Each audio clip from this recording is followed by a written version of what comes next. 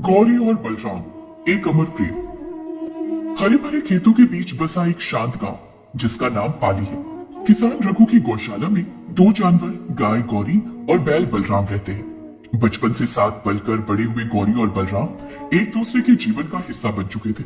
दोनों में अटूट प्रेम था जिसे शायद ही कोई तोड़ सकता था।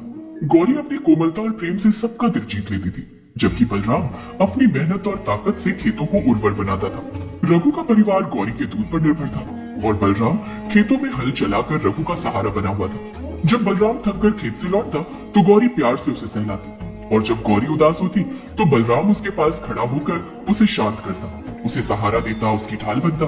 गौरी और बलराम सिर्फ जानवर ही नहीं थे, वो किसान के परिवार का हिस्सा थे। गांव के लोग उनकी मिसाल दिया करते थे। एक दिन की बात है, मैं तो कहती हूँ हम इतनी मेहनत ही क्यों कर रहे हैं, खेतों में जब सूखा ही पड़ रहा है, सब बर्बाद हो रहा है। मेरा तो सोच सोच कर ही सर फटा जा रहा है।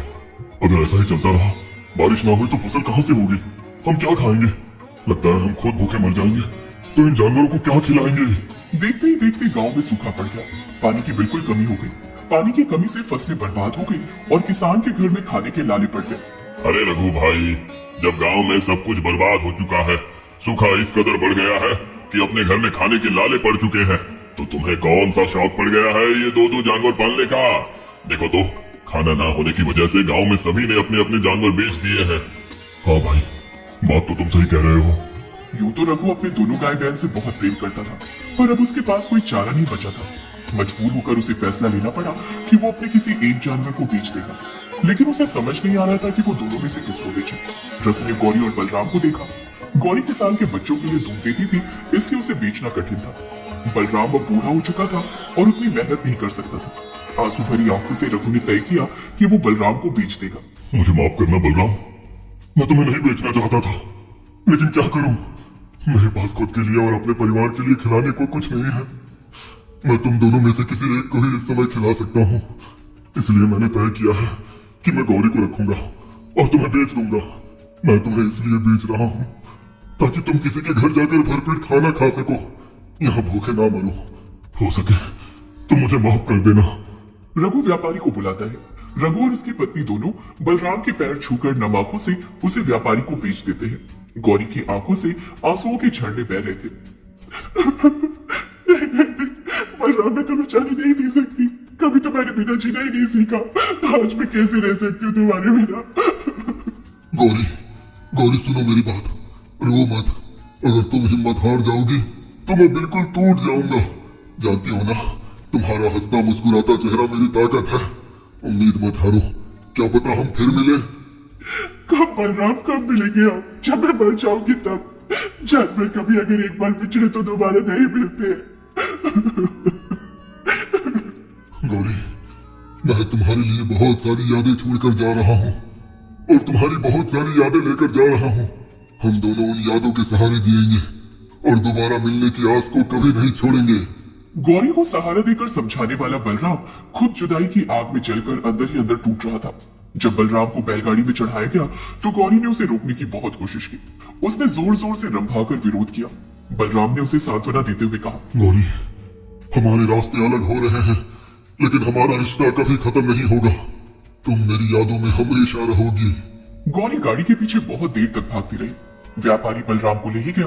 ये दृश्य रघु के परिवार के साथ पूरा गांव देख रहा था और ये देखकर सब रो रहे थे। अब गौरी हर रात उसे याद करके उदास और रोती रहती थी। उसने खाना कम कर दिया था और उसकी हालत धीरे धीरे खराब होने लगी। वहीं व्यापारी ने बलराम को एक भारी गाड़ी खींचने के लिए लगा दिया था। बलराम बूढ़ा और कमजोर था, लेकिन उसने मेहनत करना नहीं छोड़ा। दिन ब दिन उसकी हालत बिगड़ने लगी।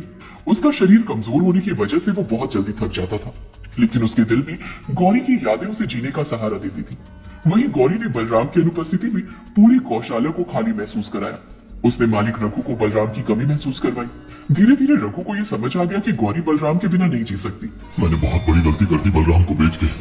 कितनी आसानी से हम अपनी जरूरत के मुताबिक किसी जानवर को बहुत जल्द बेच भी देते हैं और खरीद भी लेते हैं। अरे इतना भी नहीं सोचते कि जैसे हम अपने परिवार से प्रेम करते हैं, ये जानवर भी उसी तरह एक दूसरे को अपना परिवार समझते हैं, प्यार करते हैं।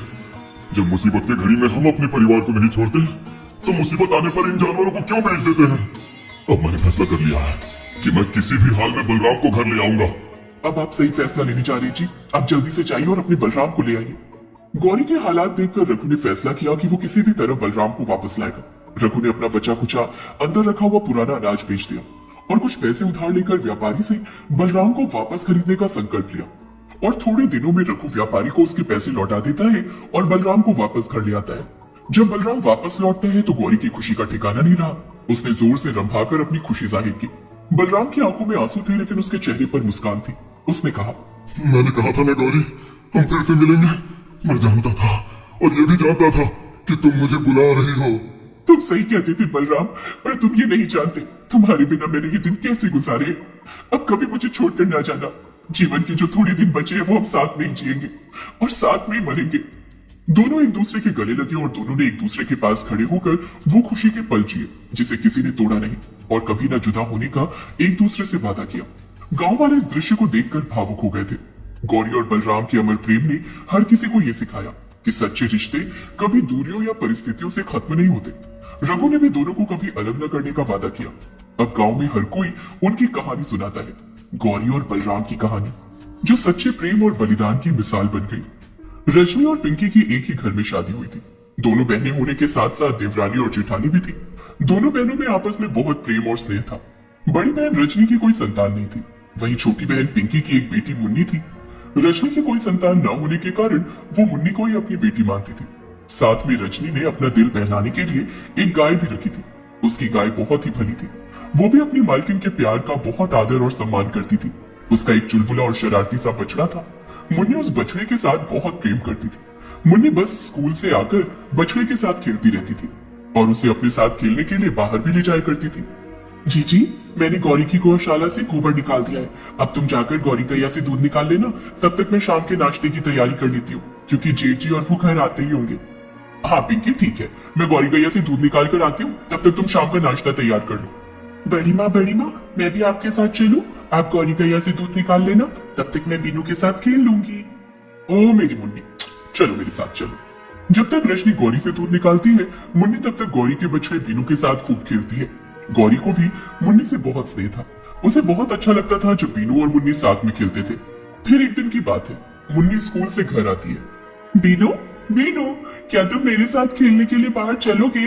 हाँ हाँ मुन्नी, चलो। मैं भी तुम्हारा इंतजार कर रहा था कि जब तुम आओगे फिर हम दोनों साथ खेलेंगे। माँ, मैं मुन्नी के साथ खेलने बाहर जा रहा हूँ। ठीक है बीनू, जाओ, लेकिन ज्यादा देर मत लगाना। समय से दोनों घर वापस आ जाना। बीनू और मुन्नी एक साथ खेलने के लिए घर के पीछे वाले बगीचे में जाते हैं। इस बगीचे में एक बहुत बड़ा और गहरा दलदल था।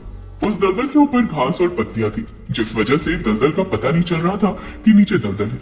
अचानक से खेलते खेलते बीनू का पैर उस दलदल में फंस जाता है। अरे, ये मेरा पैर कैसे फंस गया? और मेरा पैर तो अंदर ही धंसता जा रहा है। मतलब मैं डूबता ही जा रहा हूँ। बीनू, बीनू, ये क्या हो रहा है? तुम जमीन के अंदर कैसे डूबते जा रहे हो? ये क्या हो रहा है बीनू? वापस आ जाओ। नहीं नहीं मुन्नी, तुम इस ओर मत आना। लगता है ये कोई दलदल है, मैं इसमें पूरी तरह फंस गया हूँ। धीरे धीरे बीनू मुन्नी की आंखों के सामने उस दलदल में डूब जाता है। मुन्नी आवाज लगाती रहती है, लेकिन अब बीनू पूरी तरह से दलदल में डूब चुका था। उसे बीनू कहीं भी दिखाई नहीं दे रहा था। ये सब देखकर रोती घबराती हुई मुन्नी भागकर घर आ जाती है और डर के मारे कमरे में आकर एक कोने में छुप जाती है और वहीं बैठकर रोने लगती है। तभी थोड़ी देर बाद पिंकी रजनी से पूछती है, जीजी, बहुत देर से मुझे मुन्नी नजर नहीं आ रही है। क्या आपने मुन्नी को देखा है? अरे पिंकी, कहाँ होगी मुन्नी? तुम्हें तो पता ही है बीनू के साथ उसको कितना प्रेम है। उसी के साथ खेल रही होगी। हाँ जीजी, आप सही कह रही है, मैं जाकर देखती हूँ। उधर गौरी गैया को भी बहुत चिंता हो रही थी, क्योंकि बहुत समय से बीनू और मुन्नी घर नहीं लौटे थे। हे भगवान, मेरा जी क्यों घबरा रहा है? बीनू कब से गया मुन्नी के साथ खेलने, लेकिन अभी तक घर नहीं लौटा। आज तक उसने कभी देर नहीं लगाई। हे भगवान, सब ठीक हो। गौरी, मुन्नी बीनू के साथ खेलने इस तरफ आई है क्या? नहीं मालकिन, बीनू और मुन्नी तो कब से यहाँ से खेलने के लिए बाहर गए हैं और मैंने कहा था कि समय से घर लौट आना, लेकिन अभी तक घर नहीं लौटे। क्या वो दोनों आखिर गए कहाँ? मुन्नी और बीनू के गायब होने से सब बहुत घबरा जाते हैं और सभी इधर उधर ढूंढने लगते हैं। पिंकी, तुम ये क्या कर रही थी? पूरा दिन मुन्नी और बीनू इतने समय से गायब है और तुमने उन्हें ढूंढने की कोशिश तक नहीं की। जानती हो ना, मुन्नी हम सबका इकलौता सहारा है। हाँ रजनी, मुझे तुम दोनों से ये उम्मीद नहीं थी। मुन्नी और बीनू का ध्यान सही से नहीं रखा तुम दोनों ने। बच्चों के गायब होने पर दोनों पति अपनी पत्नियों पर खूब गुस्सा करते हैं। चारों ओर ढूंढने पर भी उन्हें बीनू और मुन्नी कहीं नहीं मिलते हैं। फिर चारों मिलकर उन्हें बाहर ढूंढने निकलते हैं। तभी गांव का ही एक बच्चा उन्हें बताता है, काका, मैंने बीनू और मुन्नी को आपके घर के पीछे वाले बगीचे की ओर जाते देखा था। जब सभी भागते हुए बगीचे में पहुंचते हैं तो जो सबने देखा उसे देखकर सबके रोंगटे खड़े हो जाते हैं। वो देखते हैं कि दलदल में हल्का सा बीनू का पैर नजर आ रहा है। सभी मिलकर बीनू को बाहर निकालते हैं और देखते हैं कि बीनू तो दलदल के अंदर ही मर चुका था। हे भगवान, ये बीनू को क्या हो गया? अब हम इसकी माँ को क्या जवाब देंगे? भगवान, तूने ये क्या किया? इतने मासूम बच्चे की जान क्यों ले ली? सभी लोग बीनू को उठाकर उसकी माँ गौरी के पास ले आते हैं। जब गौरी अपने बच्चे को इस हालत में देखती है तो वो जमीन पर गिर जाती है। बीनू, बीनू, ये क्या हो गया तुम्हें? तुम्हें कुछ नहीं हो सकता। तुम इस तरह मुझे छोड़ कर नहीं जा सकते। मालकिन, मालकिन, आप दोनों क्यों रो रही हैं? अब चुप हो जाइए। मेरे बीनू को कुछ नहीं हुआ है, वो जिंदा है, वो मर नहीं सकता। वो मुझे छोड़कर कहीं नहीं जा सकता। बीनू, बेटा, बेटा उठो, उठो, तुम्हें भूख लगी होगी ना? तुम्हारे लिए मैंने तुम्हारी पसंदीदा हरी हरी पत्तियां देखो एक तरफ करके रखी है। तुम्हें हरी हरी पत्तियां बहुत पसंद है ना? चलो चलो उठकर खा लो। भैया, हमें बीनू को सूरज ढलने से पहले दफनाने के लिए ले जाना होगा। सूरज ढलने ही वाला है, हमें इसी समय बीनू की लाश को ले जाना होगा। हाँ राजेश, तुम सही कह रहे हो, चलो ले चलो इसे। राजेश और कमल के साथ कुछ गांव वाले भी बीनू की लाश को उठाकर पास के ही जंगल में दफन करने के लिए ले जाते हैं।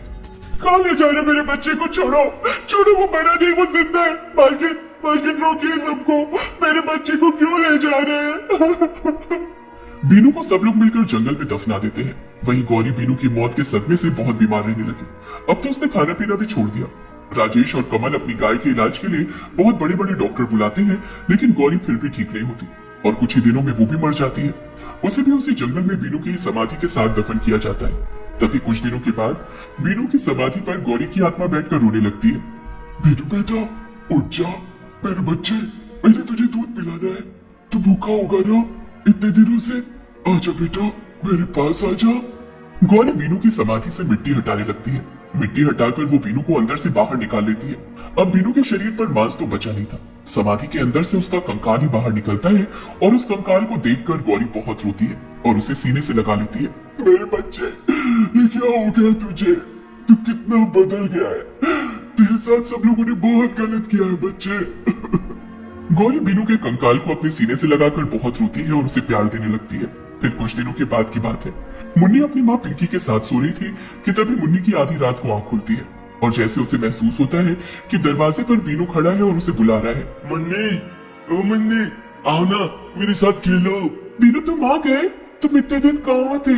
मुन्नी, मैं बस यही था, तुम्हें ही दिखाई नहीं दे रहा था। आओ मुन्नी, मेरे साथ चलो, हम दोनों जंगल में खेलेंगे। लेकिन बीनू, इतनी रात को हम कैसे खेलने जा सकते हैं? अगर माँ को पता चल गया तो वो मुझ पर बहुत गुस्सा करेगी। माँ को बिल्कुल पता नहीं चलेगा, क्योंकि हम चुपके चुपके से निकल जाएंगे। ठीक है, चलो फिर।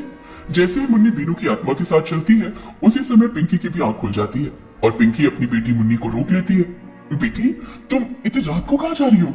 माँ, बीनू आया था और देखो ना माँ, तुम्हें देखकर चला भी गया। वो बोल रहा था कि वो कहीं नहीं गया था, वो यही था और वो मुझे अपने साथ खेलने के लिए बुला रहा है। माँ, नहीं मुन्नी, तुम ऐसी किसी के कहने में आकर कहीं मत जाना। बीनू और उसकी माँ मर चुके हैं। तुम कहीं मत जाना। सुना तुमने? वो बीनू नहीं, उसकी आत्मा थी जो तुम्हें बुला रही है। वादा करो मुझसे, तुम ऐसे किसी के भी बुलाने पर कभी नहीं जाओगी। ठीक है माँ, मैं किसी के भी बुलाने पर नहीं जाऊंगी।